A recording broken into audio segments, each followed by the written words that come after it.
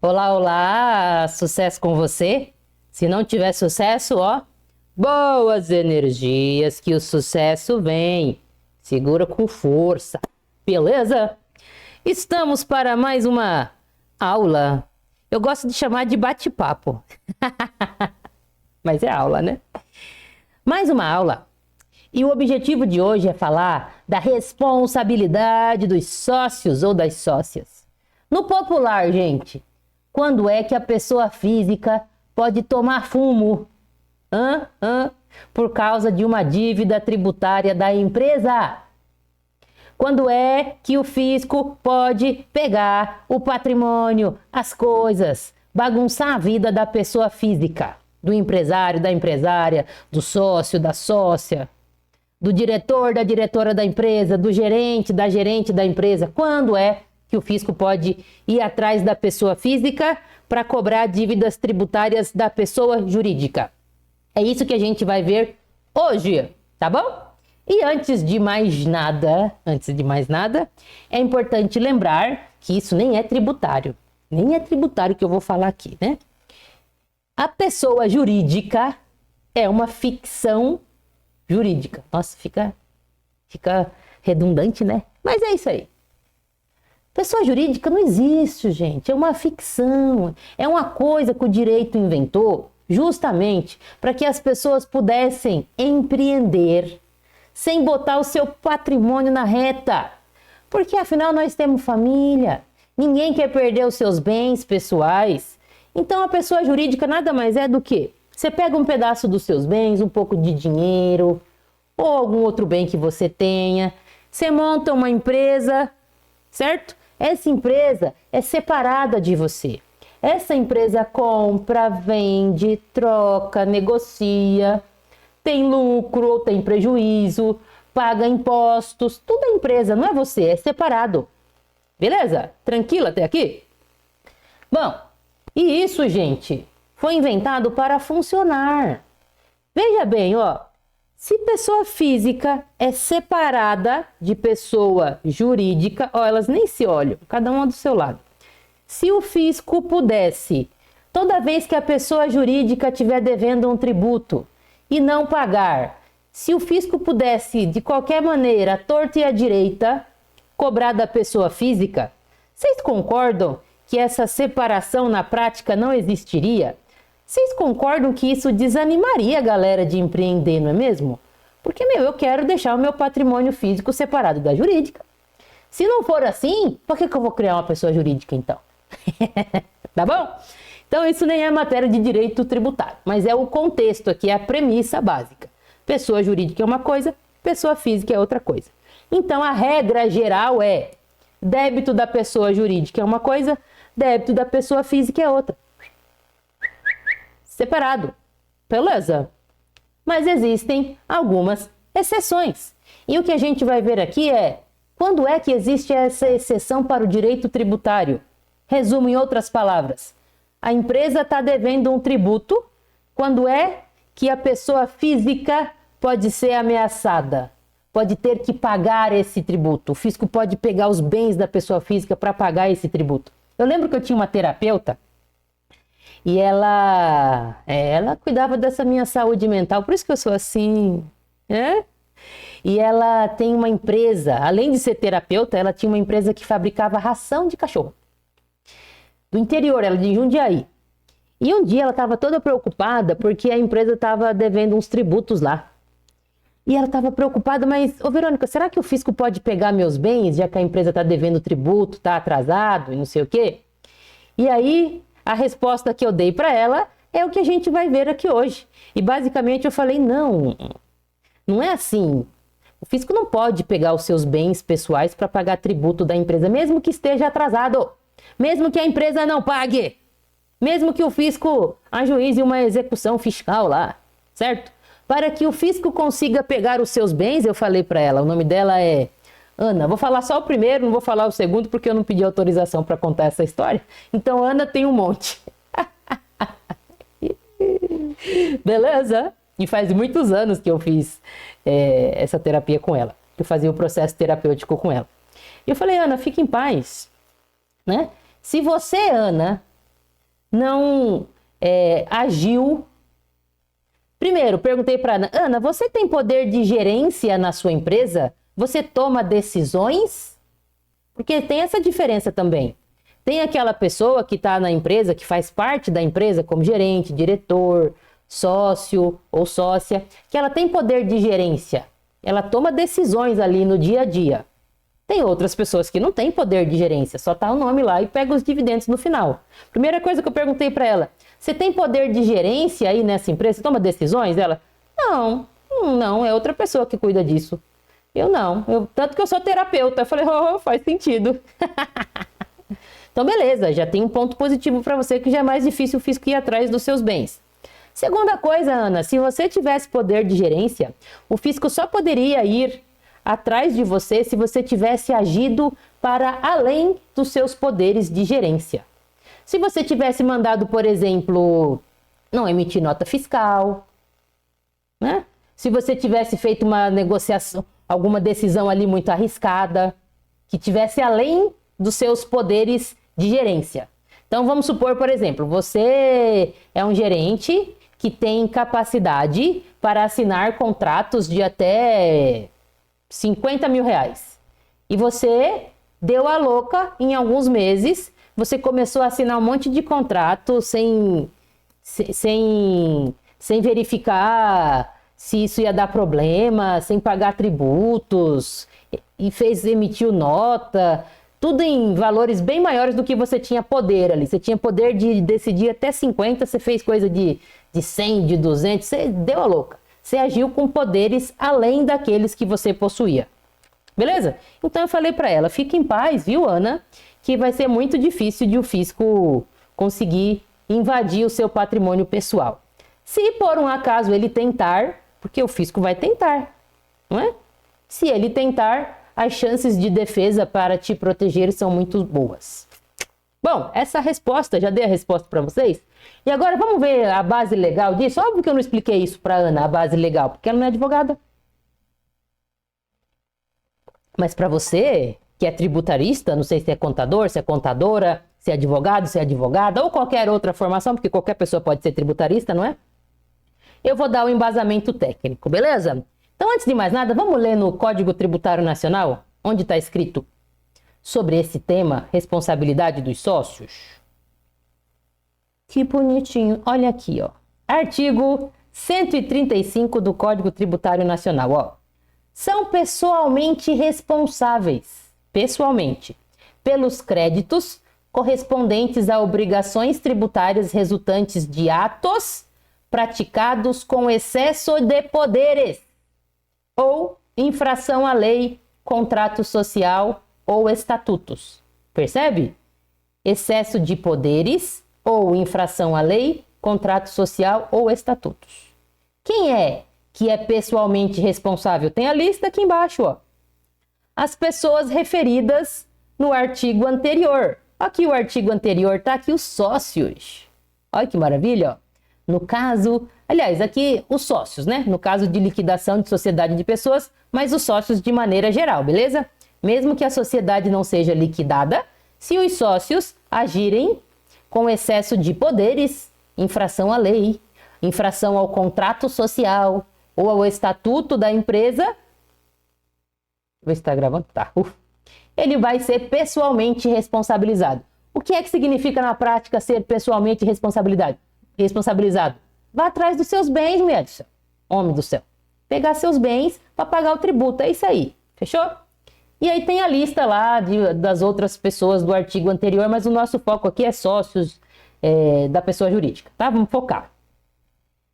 Quem mais que pode ser pessoalmente responsável pelos tributos? Os mandatários, os prepostos. Fechou? Beleza?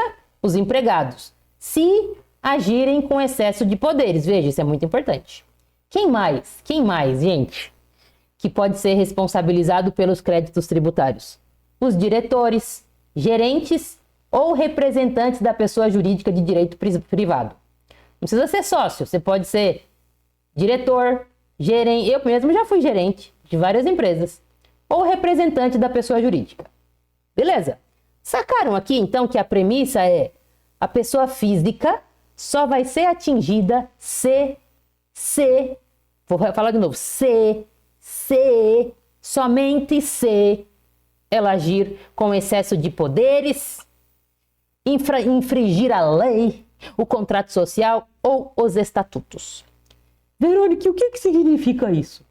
Eu vou analisar com você aqui agora casos concretos, porque aí, gente, eu acho que fica mais claro na nossa cabeça. Vamos ver um caso concreto aqui? Certo? Recentíssimo, quentinho, saiu do forno. Vamos lá. É um caso administrativo. Deixa eu trocar a tela. Que bonitinho. Tá aqui. Vamos ver o tamanho.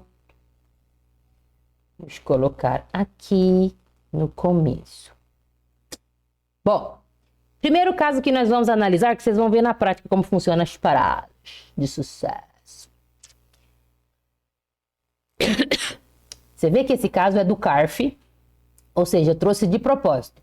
É um caso administrativo. Por que que eu trouxe um caso administrativo? Porque foi favorável ao contribuinte esse caso. E é administrativo.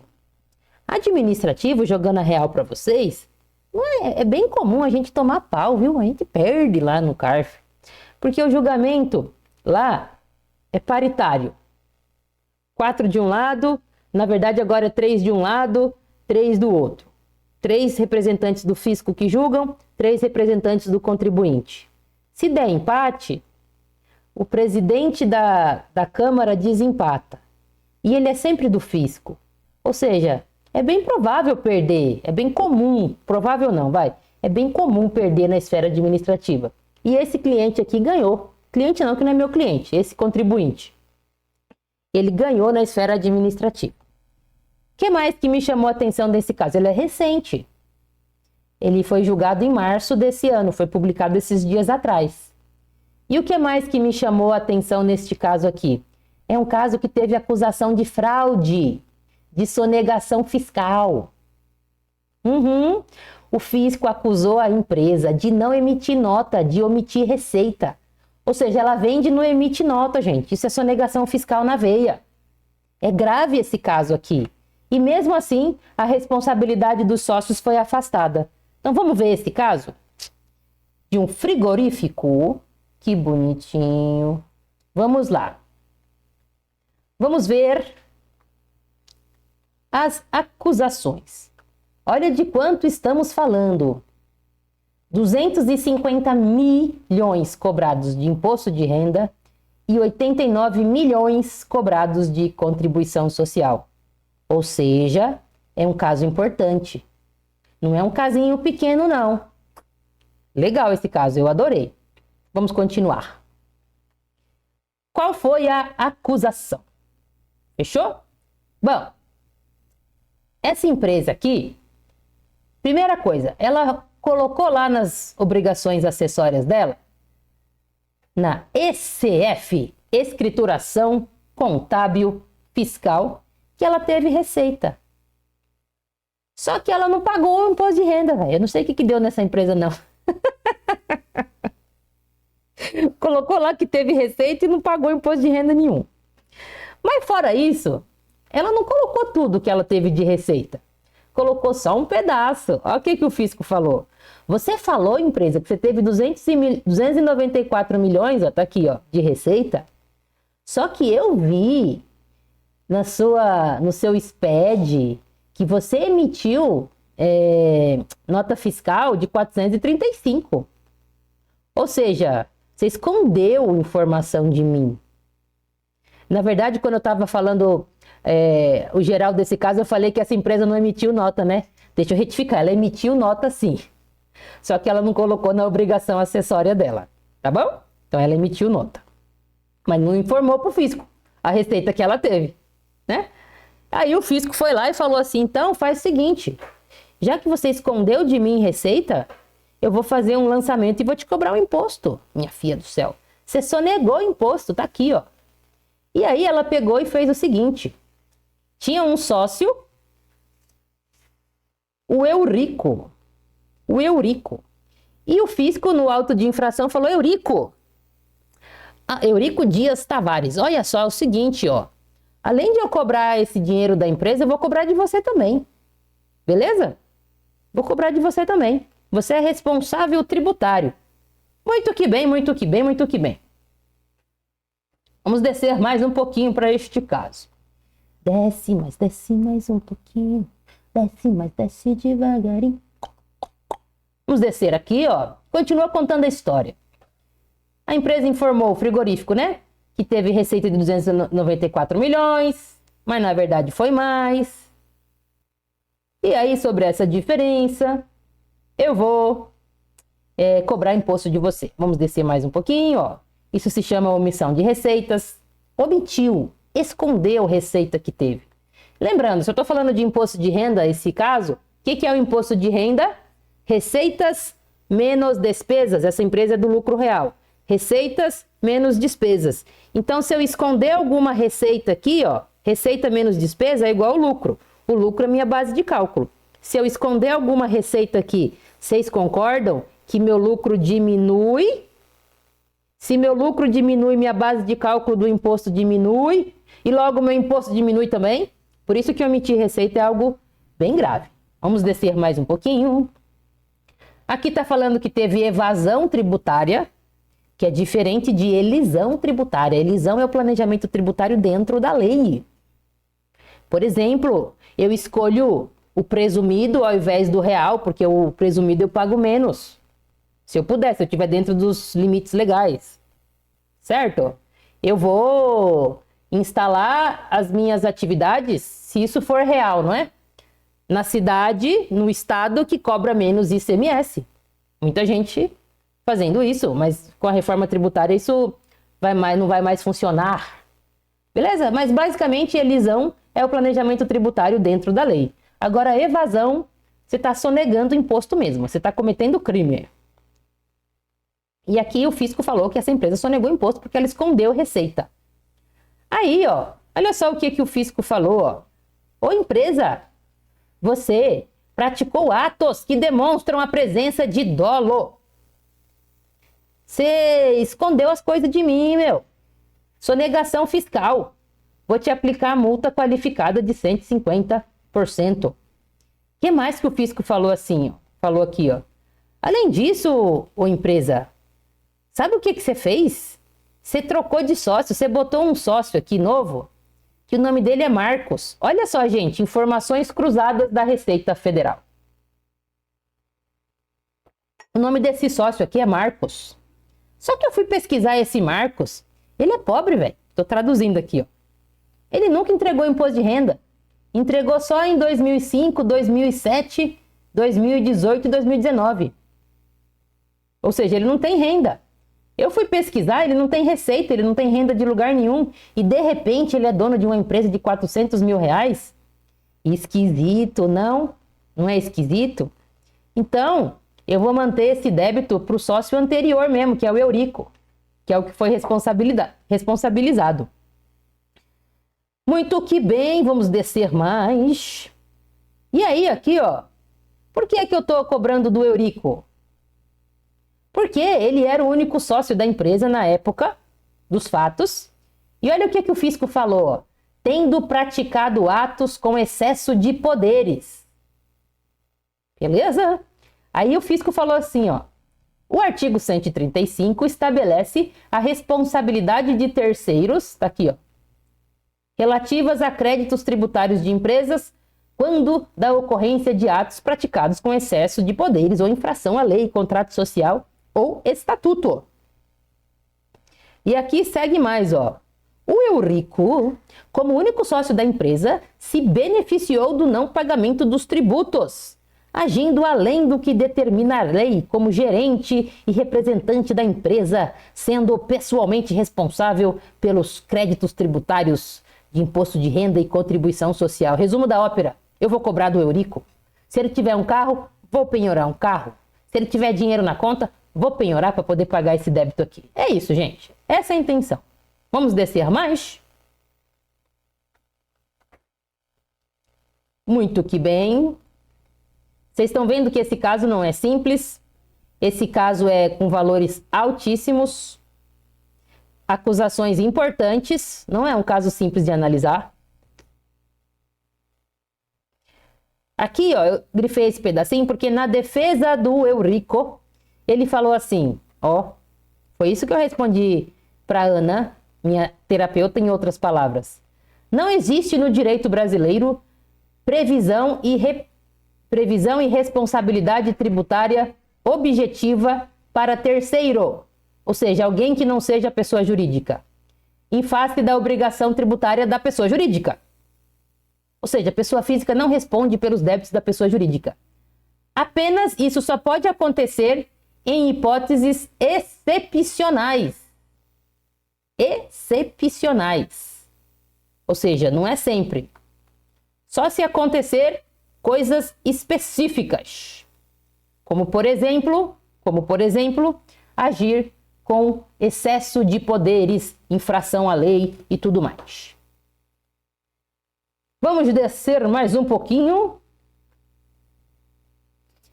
Repete o mesmo raciocínio, isso aqui é a defesa da empresa, ó. Para que haja responsabilidade dos sócios, nos termos do artigo 135, deve ter prova de que o administrador se beneficiou pessoalmente com a inadimplência. Também precisa provar que os sócios agiram com dolo, fraude, simulação, que eles afrontaram a lei ou o contrato social sem diligência, visando a constatar suposta gestão fraudulenta da sociedade. Resumo da ópera. Fisco, meu filho, se você não provar que eu dei a louca, que eu agi sem pensar, que eu desobedeci os meus poderes, que eu agi além do que eu poderia, aí você não pode cobrar de mim. Defesa do contribuinte aqui. Vamos descer mais. Desce mais, desce mais. Agora sim, vamos para o voto. Gente, esse cliente, eu não vou ler tudo porque o nosso foco hoje é responsabilidade tributária. Mas ele perdeu esse caso, tá? A multa qualificada, ou seja, a acusação de que teve fraude foi mantida, ele perdeu. A cobrança do tributo, ele também perdeu. A única coisa que esse contribuinte ganhou foi esse sócio, afastou a responsabilidade dele, ficou só na pessoa jurídica, tá bom? Para ficar muito claro aqui, por isso que eu gostei muito desse caso. Vamos descer.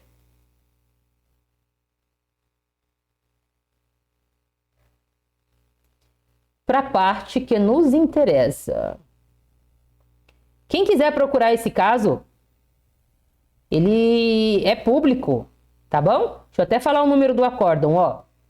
Acórdão 1401-006.866. Põe assim, ó, no Google, CARF, acórdãos. Coloca esse número, você vai achar. Vamos voltar onde eu estava. Eu estava na página 23.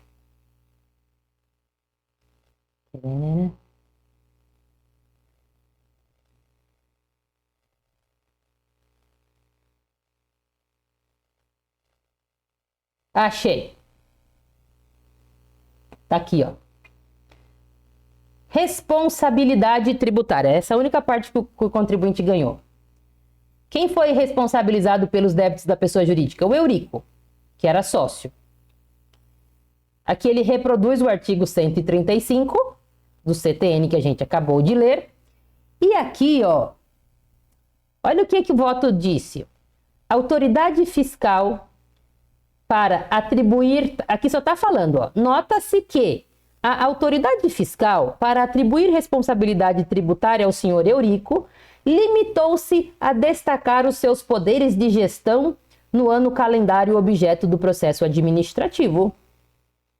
Ocorre que a atribuição de responsabilidade tributária aos referidos administradores não se justifica apenas pela verificação da infração e dos poderes de gestão. Ou seja, gente, não pagar tributo é uma infração. Claro que é. Você tem que pagar, a empresa tem que pagar. Quando ela não paga, ela comete sim uma infração à lei. Mas isso não justifica por si só você cobrar essa dívida do sócio. do gerente, do diretor ou de quem quer que seja.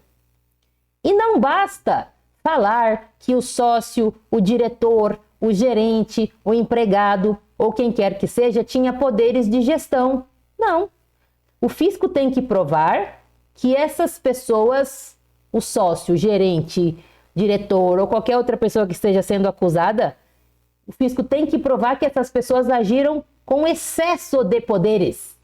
Não basta ter poder de gestão, tem que agir com excesso.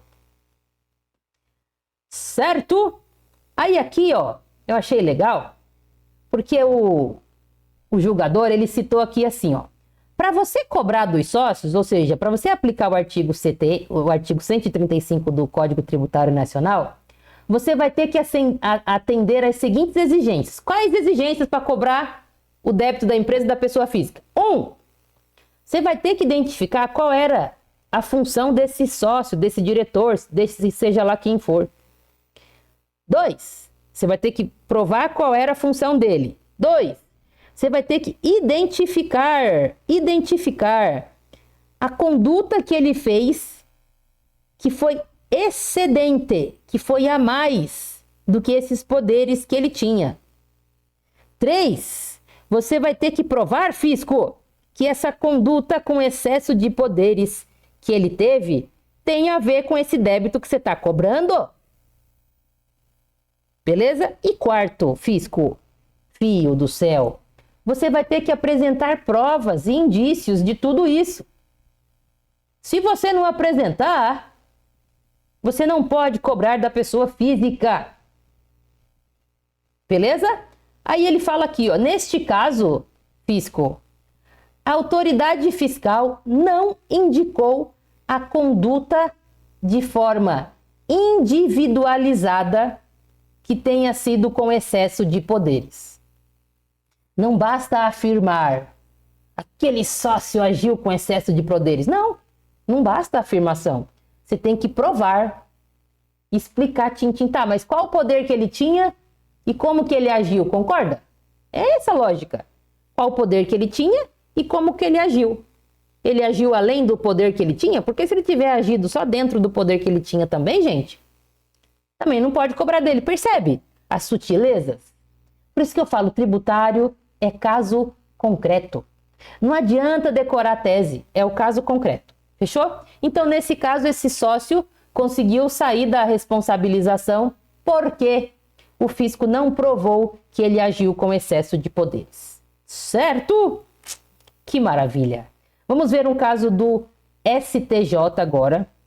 Um caso que foi julgado com repercussão geral. Olha que maravilha! Vamos ver aqui se está na tela. Tá.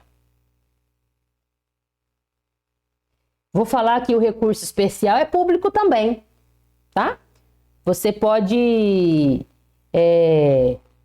pegar direto lá no site do tribunal. E para quem for aluno ou aluna da formação tributarista 10X, óbvio que eu vou deixar as decisões para vocês, não é, gente? Na nossa plataforma. Que chique. Quem não for, gente, é público, tá bom? Vou falar o número do recurso especial aqui, ó. Recurso especial 1.101.728 de São Paulo. Vou repetir, ó. 1.101.728 de São Paulo.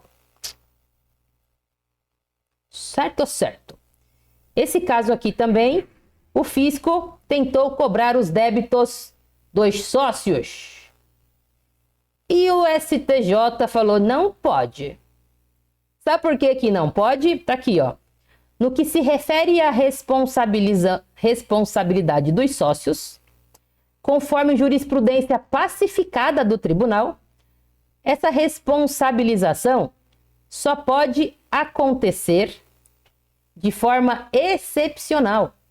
E aqui ele fala aqui, ó, a simples falta de pagamento do tributo não significa por si só que a pessoa física seja responsável por este débito. E aqui ele fala aqui, ó. Cadê? Ah, ele repete aqui, na verdade, ó. A jurisprudência é pacífica no sentido de que o simples não pagamento do tributo não é suficiente para cobrar do sócio.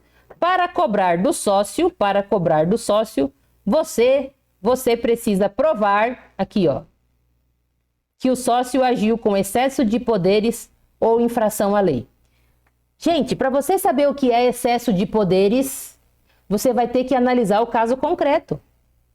Que poder essa pessoa tinha e como ela agiu? Não vai ter uma receita de bolo. Beleza? Tá bom? E por isso esse cliente ganhou, esse contribuinte também, ele ganhou este caso. Certo? Por último agora, para fechar com chave de ouro, nós vamos ver um parecer da PGFN, gente. Ou seja, quem está do outro lado da mesa ali, está o contribuinte de um lado, a PGFN do outro. E vocês acreditam que esse parecer foi favorável para o contribuinte? Olha que glória! Vamos ver então o que tem nesse parecer? Esse caso aqui é o seguinte. A pergunta que foi formulada é: quando um débito é inscrito em dívida ativa, se o contribuinte começar a vender os bens dele, caraca, eu tô com uma inscrição em dívida ativa aqui e eu sei que o próximo passo é penhorar meus bens. Então eu vou fazer o seguinte, já vou vender essas paradas. Vou trocar, vou pôr o nome de outra pessoa. Vou me livrar desses bens, porque quando vier a execução fiscal, aí não vai achar nada. Aí eu não pago. O nome disso é fraude. Fraude à execução. Fraude à execução da dívida. Isso não pode, certo? Aí a pergunta é, se tiver ocorrendo fraude, isso significa que eu posso responsabilizar o sócio? O sócio. Eu estou falando aqui venda de a pessoa jurídica vendendo, tá? Pessoa jurídica vendendo. Beleza? Eu tenho um débito, vamos dar um exemplo, vou deixar mais concreto esse exemplo. Eu tenho um débito de 2018, um débito de 2019, que foi inscrito em dívida ativa agora. Um débito de 2020. Vamos pôr, vocês não ficarem pensando em prescrição, Um débito de 2020 que foi inscrito em dívida ativa agora em 2024. Eu sou pessoa jurídica. Magalhães Limitada. Certo? E aí, Magalhães Limitada tem esse débito que foi inscrito em dívida ativa e a Magalhães Limitada faz o seguinte: poxa, então eu vou começar a dilapidar os bens aqui da empresa, vou vender os bens, os imóveis, vou dilapidar aqui para o fisco não achar nada. Isso é fraude. A pergunta que foi feita é: o fato de estar ocorrendo essa fraude, só por conta disso, eu posso responsabilizar os sócios também, com base no artigo 135 do Código Tributário Nacional? Olha que interessante. Aí aqui, a PGFN fala o seguinte. Aqui, primeiro, ela define o que é fraude à lei, né? Define o que é fraude à lei. E aqui ela fala assim, vou ler o amarelinho para vocês. A prática de fraude à execução da dívida ativa configura infração à lei. Beleza. Certo? O que é que isso implica? Implica que se a pessoa jurídica vender os bens, começar a dilapidar os bens, essa venda vai ser ineficaz. Ela não vai valer nada para o fisco. Nada, porque ela foi fraudulenta. Aí, a pergunta é: essa fraude à lei, essa infração à lei, ela implica a responsabilidade dos sócios? Vamos ver o que tem mais aqui escrito? A configuração de infração à lei é prevista no artigo 135 como situação apta a ensejar a responsabilidade pessoal do administrador, do mandatário, etc. Por infração à lei, leia-se, está explicando o que é infração à lei, ato doloso ou culposo contrário ao ordenamento jurídico. Os administradores ou mandatários da sociedade empresarial, autores dos artifícios de esvaziamento, se tornam pessoalmente responsáveis pelos créditos tributários, tá? Mas isso é quem faz o esvaziamento. Vamos descer mais um pouquinho? E aquele débito que é do passado? Concorda que o esvaziamento está ocorrendo hoje, 2024, no meu exemplo? Mas o débito é de 2019? Será que isso justifica o fato de estar ocorrendo o esvaziamento hoje? Justifica eu cobrar o débito de 2019 das pessoas físicas? Vamos descer mais um pouquinho? Desce mais um pouquinho. Desce, desce.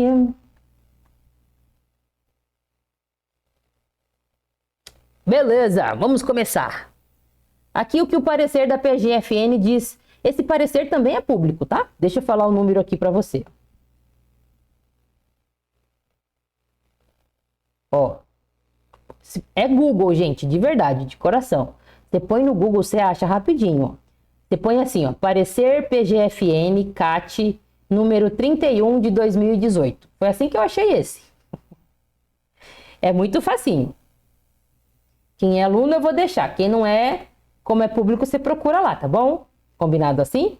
Aí o parecer fala assim, viu? Para você cobrar dos sócios débito da empresa com base no artigo 135, o conceito de ato ilícito não é toda e qualquer afronta.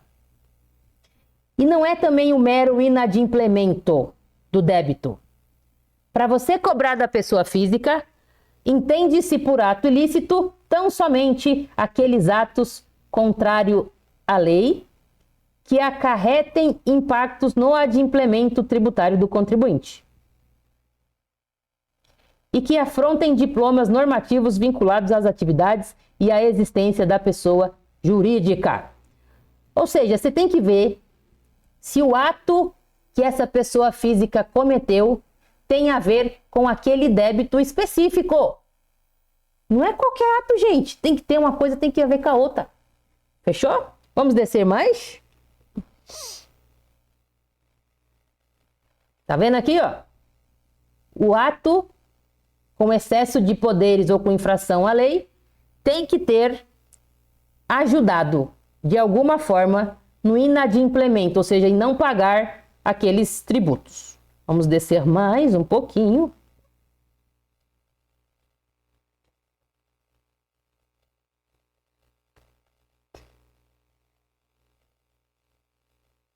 Aí aqui, ó, eu achei legal que o raciocínio foi o seguinte. Quando eu estou falando de infração, aliás, quando eu estou falando de fraude à execução, o que é fraude à execução? Eu estou dilapidando o meu patrimônio. Já existe uma proteção para o fisco aqui. Que proteção é essa? Se a pessoa jurídica que está devendo já inscreveu em dívida ativa ao débito e ela começa a vender loucamente o patrimônio dela, essa venda vai ser inútil.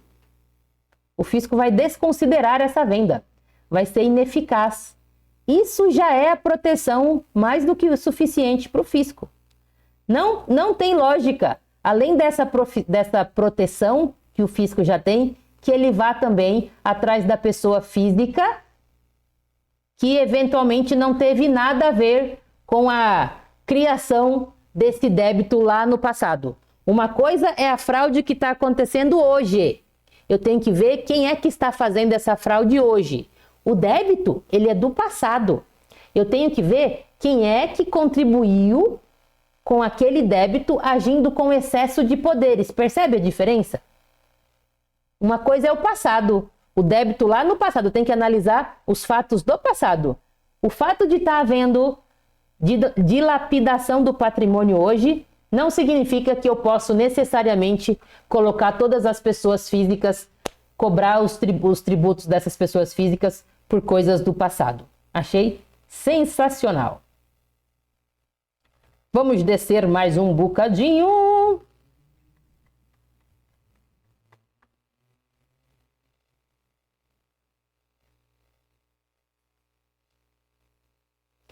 Mesma coisa, ó. Você só vai poder responsabilizar o sócio se ele agirem com excesso de poderes em relação ao débito que está sendo cobrado naquele período do fato gerador, certo? E aí, no final das contas, por incrível que pareça, A PGFN concluiu que não pode responsabilizar o sócio por fraude à lei na hipótese de... Aliás, não pode responsabilizar o sócio por infração à lei no caso de fraude à execução da dívida ativa. Fechou? Veja, gente, isso é muito importante para não confundir. O sócio que tiver de fato dilapidando o patrimônio, vamos colocar agora, ó, o débito de 2020 que eu falei e a empresa agora. Vou dar o nome da minha empresa até. Magalhães. A empresa que está dilapidando agora, em 2020, o patrimônio, isso é fraude. O sócio que estiver fazendo essa dilapidação agora, neste momento, ele vai ser responsabilizado, sim, senhor, sim, senhora, certo? Mas, para o passado, no passado, lá em 2020, eu vou ver quem eram os sócios dessa empresa. Eu vou ver quem eram os diretores. Eu vou ver quem eram os gerentes dessa empresa. Eu não vou poder cobrar dessas pessoas físicas única e exclusivamente porque tá havendo uma fraude à execução aqui. Não. Para essas pessoas lá de 2020, essas pessoas que eram sócias, diretores, gerentes com poder de gestão, eu vou ter que analisar os atos dessas pessoas lá em 2020. Que poderes essas pessoas tinham? Elas agiram com excesso de poderes? Deixa eu até trocar a tela aqui e deixar a tela inteira. Essas pessoas agiram, lá em 2020, elas agiram com excesso de poderes? Como é que eu sei disso? Eu vou analisar o poder que ela tinha, lendo o contrato social, o estatuto social, lendo o contrato de trabalho, lendo o documento interno. Vou analisar que poderes ela tinha. Ela agiu com excesso de poderes? Ela infringiu, nesse sentido, a lei, o estatuto ou o contrato social? E outra, esses atos com excesso de poderes têm relação com o tributo lá de 2020? Somente se tiver tido excesso de poderes e relação com o tributo lá de 2020 é que eu posso cobrar da pessoa física. Certo? Mensagem para você aqui. Pegou um caso que o sócio está sendo cobrado, qual é a sua função? Analisar o caso concreto. Primeiro a pergunta, esse sócio, esse diretor, esse gerente, qualquer pessoa física, tinha poder de gestão? Se não tinha, a defesa é top. Melhor ainda, para você defender mais forte. Se tinha poder de gestão, qual poder essa pessoa tinha? É o cliente que vai te falar isso, não vai ser você não vai adivinhar. Você vai ter que pedir documentos para o seu cliente. Ele vai ter que te mostrar. E aí você vai pensar, você vai analisar que poderes essa pessoa tinha. Ela agiu com excesso de poderes, infringindo algumas dessas normas. Se ela tiver agido com excesso de poderes, já tá com a estrelinha vermelha aí, ó. Perigoso. Terceira coisa que você vai pensar, tá bom, ela agiu com excesso de poderes. Mas esse excesso de poderes que ela agiu tem a ver com esse tributo aí que está sendo cobrado, com esse não pagamento? Tem que ter a ver. Você tem que ver essas três coisas. Tem poder de gerência. Agiu com excesso de poderes e esse excesso de poderes tem vinculação com o tributo que está sendo cobrado? Se você tiver essas três coisas, vai poder cobrar da pessoa física sim. Se não tiver alguma dessas três coisas, não pode. Então você vai ter bastante chance de defesa. E eu vou falar, na vida real, 16 anos como tributarista, é muito comum ter defesa muito forte para tirar os sócios. Porque geralmente o fisco ele atira para todo lado. Aí ele coloca o nome de tudo que é pessoa física. Nem provou nada, certo? Nem provou nada. Ele coloca lá e seja o que Deus quiser. Cabe a você, tributarista, defender seu cliente direitinho. Beleza, gente?